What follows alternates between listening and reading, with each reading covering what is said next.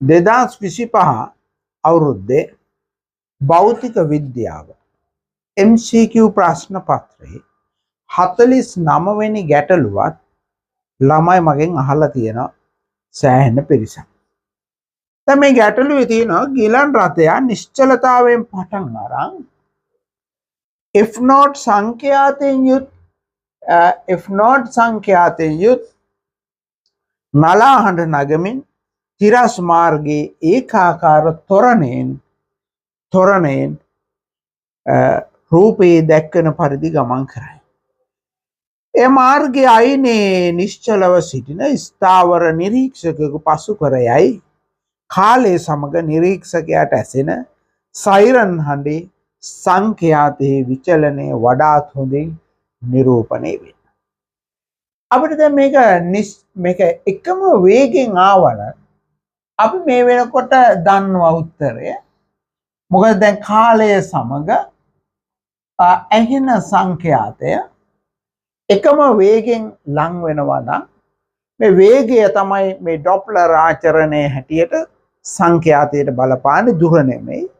එතකොට වේගය එකම නම් සංඛ්‍යාතය අර නියම අගයේ if not නම් ඊට වඩා ටිකක් වැඩි.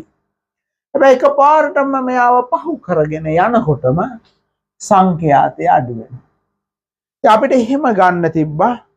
ඉතින් දැන් මේ වෙලාවේ මෙයාගේ වේගය වැඩි වෙනවා. මොකද මෙයා තොරණෙන් එන්න වේගය වැඩි වෙන නිසා මේ සංඛ්‍යාතය එන්න වැඩි වෙන්න ඕනේ. ඒ නිසා පිළිතුරු අංක 2 නෙමෙයි. අර 2 නෙමෙයි. ඒතර සංඛ්‍යාතය එන්න වැඩි වෙන්න ඕනේ. මොකද මෙයා එන්න වැඩි වේගය වැඩි වෙන නිසා. ඒ නිසා අපිට හිතෙනවා අනිත් එක මෙයා එන්නේ නිශ්චලතාවෙන්ද. නිශ්චල නම් එතකොට වේග බිඳුව නම් ඇත්ත සංඛ්‍යාතයම ඇහෙනවා. එතකොට එන්න සංඛ්‍යාතය වැඩි වෙන්න ඕනේ. හැබැයි මම මෙහෙම ඇන්දට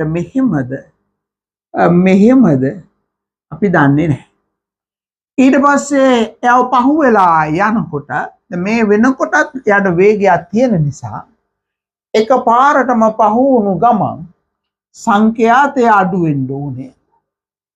හරිද? සංඛ්‍යාතය අඩු වෙන්න ඕනේ. ඒතර මේ සංඛ්‍යාතය අඩු වෙලා දැන් ඈතට යනකොට තවත් වේගය වැඩි වෙනවනේ. ඒ නිසා තවත් සංඛ්‍යාතය අඩු වෙන්න ඕනේ. ඉතින් මේක සරල රේඛාවක්ද වක්‍රයක්ද කියලා දන්නේ නැහැ. ඔකයි ගැටලුව. දැන් ඒ අනුව අංක 1 වෙන්න බෑ. මොකද අංක 1 මෙතන ඇත්ත සංඛ්‍යාතයෙන් පටන් ගන්න තියෙන නිසා 1යි 2යි දෙකම අතහරින්න. 3ත් වෙන්න පුළුවන්. 4ත් වෙන්න බෑ කියන්නත් පුළුවන්. මොකද මේ වගේ හැඩයක් තියෙන්නේ. නමුත් අපි දන්නේ නැහැ කියමුකෝ. එතකොට 3 4 5 කියන ඒවායින් අපි හරි උත්තරයක් තෝරගන්නේ කොහොමද? ඉතින් දැන් අපිට ඇත්තටම මේට පෙර මේ වගේ ගානක් හදලා නැත්නම් අපිට උත්තරයක් ගන්න අමාරුයි. අපිට දැන් වෙලාව තියෙනවා නම් අපි උත්තරයක් ගන්න ඕනේ. හැබැයි අපිට වෙලාව තියෙන වෙලාවෙන් බොරු කනා උත්තරයක් ගහලා සැකෙන් ගෙදර යනවට වඩා හොඳයි හරියට උත්තරේ ගහලා සතුටින් ගෙදර යන එක. ඒ නිසා අපි මේකට හරි උත්තරේ ගමු. මේ වගේ ගැටලුවක් ආවොත් හරිම උත්තරේ ගන්න මම ළමයින්ට ක්‍රමයක් කියලා දීලා තිනවා. අතර මගේ පන්තිවල හැම ළමයන්ටම ඒක මං කියලා දෙනවා මේ ප්‍රස්තාරයක් ඇඳගන්නේ කොහොමද කියලා හරියට. හරි? ඒ කියන්නේ අපිට හුරු පුරුදු නැති එකක් ආවොත් අඳින්නේ කොහොමද? ඒක මේකට නෙමෙයි ඕනම වෙලාවකට ඒක යොදා ගන්න පුළුවන්. අපි ඉස්සර වෙලා මෙයා දැන් ළඟට එනකොට ඒ ඇහෙන සංඛ්‍යාතයේ සඳහා සමීකරණය ගමු. if dash සමාන if not v ධන ඍණ බිඳුව මේ ප්‍රභවය මේ නිරීක්ෂකයා චලනය වෙන්නේ නැහැ. v ඍණ vs මොකද ප්‍රභවය ළඟට එනවා නම්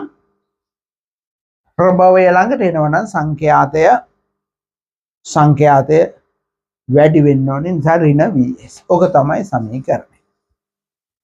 ඉතින් මේක නිකන් අපිට හිතන්නත් පුළුවන් ඕන. මේ තොරණෙන් එනකොට මේක මේක වැඩි වෙනවා. ඒ කියන්නේ මේ වේගය වැඩි වෙනවනේ. වැඩි වෙනකොට මේක බිඳුවට කිට්ටු වෙනවා කියන්නේ මේක අනන්තයට යනවා. හරිද? එහෙම ගන්නත් පුළුවන්. ඔන්න පොඩ්ඩක් මැත්ස් පැත්තෙන් හිතනවා නම් එහෙම ගන්න පුළුවන්. ඇත්තටම එහෙම ගන්න ඕනේ නැත්තම් වෙලාව යනවනේ ගොඩක්. හරිද? එහෙම නැත්තම් ක්‍රමය තමයි මෙන්න මේ විදිහට පොඩි වගුවක් හදා ගන්න ඕනේ. ඊට ඒක වෙලාව යනවා. කාලය බිඳුව 1 2 ඔය වගේ ලොකු වගුවක් ඕනේ පොඩි වගුවක් 1 2 3 4 වගේ ඔහෙම තියමුකෝ. හරිද? හරි. දැන් ඊළඟට අපි මේකට අගයන් හිතන්න ඕනේ. මේ F නෝට් අපි කැමති ලස්සන අගයක් දාගමු 1000. ඒ කියන්නේ සුළු කරන්න ලේසි වෙන්න. මේ V ට අපි අගයක් ගමු. V ට 300. ඒ වගේ අගයක් ගමු. මෙයාගේ අපි ත්වරණයට දාගමු ටිකක් ලොකු වගේ. මොකද ඇත්තටම මේ ඩොප්ලර් ආචරණය කියන සිද්ධිය හරි දැන් අපි මෙහෙම බර දාලා උගන්වන්න වෙලා තියෙන්නේ. ඔයාලා ඕන තරම් ඩොප්ලර් ආචරණය මේ අවට තිබුණට ඒක දැනෙන එකක් නෙමෙයි. හරිද?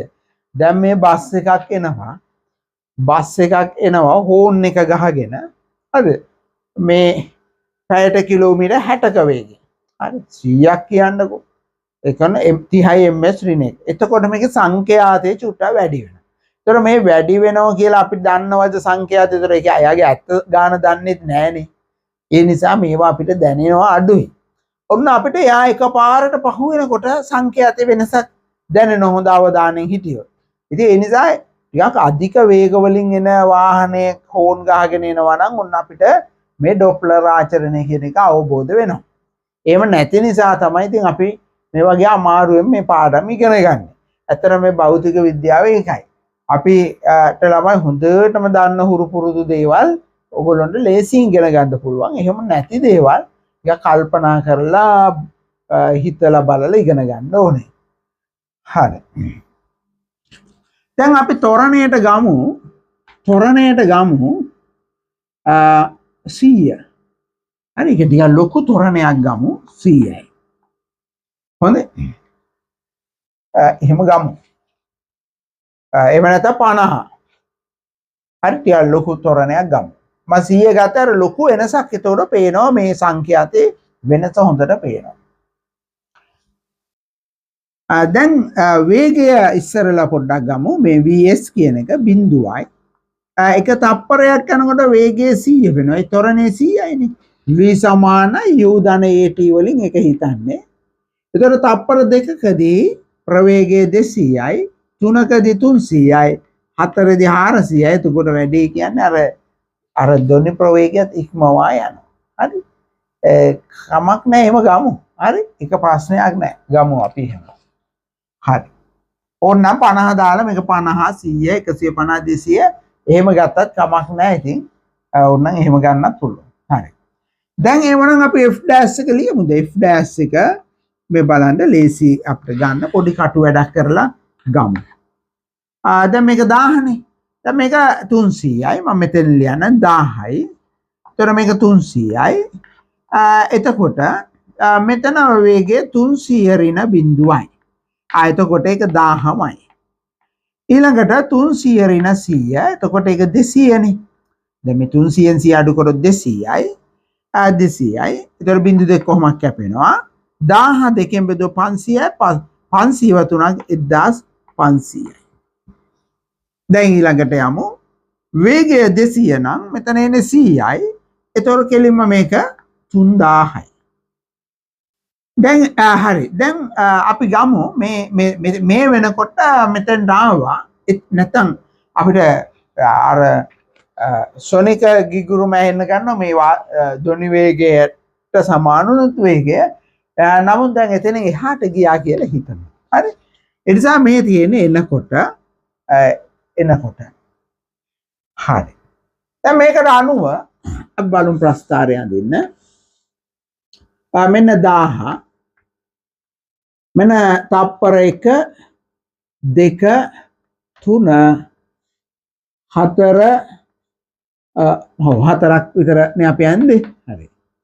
එතකොට මෙන්න සංඛ්‍යාතය තප්පර එකේදී බිඳුවේදී 1000යි එකේදී 1500 මම මේ අගයන් ටික දාන්නම් පොඩ්ඩක් 1000 එතකොට මෙතන 2000 මෙතන 3000 හරි බිඳුවේදී 1000යි එකේදී 1500යි ඒක ලකුණු කරන්නේ මම දෙකේදී 3000යි එතකොට දෙකේදී 3000යි මෙන්න මෙහෙම දැන් බලන්න ප්‍රස්ථාරයේ සරල රේඛාවක් වුණා නම් එන්න ඕනේ ඔන්න ඔය විදියට අඩුතරමේ එකේදී 2000ක් වත් එන්න ඕනේ නමුත් එකේදී අවිල්ල තියෙන 1500යි පේනව නේද දැන් මේක සරල රේඛාවක් වුණා නම් එන්න ඕන ළමයි එකේදී 2000 නේද නමුත් අවිල්ල තියෙන එකේදී කීයද 1500 නම් මේකට යටින් තමයි 1500 ලකුණු වෙන්නේ අන්න ඒකෙන් මා අදහස් වෙනවා මේ ප්‍රස්ථාරේ ඔන්න ඔය වගේ හැඩයක් ගන්නෙ හරිද දැන් අපිට මේ වෙනකොට උත්තර දෙකක් තියෙනවා එක්ක 3 එක්ක 5 දැන් අපි හිතමු ඔන්න දැන් මෙතෙන්ට ආවා එතනදී ආගේ වේගය කීයද 200යි දැන් එතනින් පස්සේ අර සමීකරණය අපි ලියන්නේ f dash සමානයි f naught v ධන හෝරින බිඳුව v ධන vs මොකද දැන් එයා ඈතට යනවා හරිද එතකොට අපි තප්පර 200 මේ තප්පර දෙකේදීම ඒ කියන්නේ 200ක වේගෙන් එමෙත 200යි 201ක වේගෙ ගමු අන්න ඒ වගේ 200ක වේගෙන් ඈතට යනකොට අපි බලමු තප්පර දෙකේදී f dash සමානයි f naught කියන්නේ 1000නේ 1000යි v කියන්නේ 300යි 300යි දැන් මෙතෙන්ට අපි ලියන්නේ 300 ධන 200 මොකද මේ වෙලාවේ ඒ 200ම වෙලාවේ කීයද කියලා අපි එකක් බලනවා 300යි 200යි 500යි හරිද 300යි මේ 200යි 500යි එතකොට බිඳු දෙක කැපිලා යනවා 10 5න් බෙදනවා 2යි හරි අපි දැන් මේ 10 මේ 5න් බෙදමු 2යි එතකොට දැන් කීයද එන්නේ 200ව 3 දෙවරක් 3 6යි 600යි එතකොට අන්න අපිට වගුවේ මෙන්න මෙතෙන්ට තව ලබා ගන්න පුළුවන් 600 කියලා උත්තරයකුත් තියෙනවා එකපාර 600 වෙනවා 600 වෙනවා තප්පර 3ේදී f dash සමානයි f කියන්නේ 1000යි v කියන්නේ 300යි එතකොට 300 ධන එයා 300ක වේගෙන්ම ඈතට යනවා එතකොට 300යි හරි එතකොට මේ කැපිලා යනවා දැන් මෙහෙම පුළුවන් 300 600නේ කොහොම මේ භාගෙනේ එතකොට උත්තරය 500යි අන්න මෙතනදී 600 500 වෙනවා හර්ට්ස් 500 දැන් අපි 400ක වේගෙ දාමු එතකොට මෙතෙන් දෙන්නේ 700 අපි ඒකටක් ගාලා ගමු f dash සමානයි 1000 වරක් 300 බෙදීම අර 300යි මේ 400යි 700යි අපිට අවශ්‍ය මේ හැඩේ විතරයි හරි ඒ නිසා අපි මෙහෙම උත්තරේ ගමු දැන් 3000යි 3000 තමයි මේ 7න් බෙදන්නේ 3000 7න් බෙදුවොත් 30ට 4යි 28යි දෙකක් ඉතුරුයි 20ට දල වශයෙන් 3යි 430යි 430යි එතන මේක ගොඩාක්ම ලොකු වෙනකොට තමයි වේගෙ බිඳුවට යන්නේ හොඳයි දැන් අපි ප්‍රස්ථාරය අඳිමු දැන් බලන්න මේ 3000කට වැඩි වෙච්ච එක එකපාරට 600 වෙනවා කියන්නේ මෙන්න මේ වගේ මේ ගානට බහින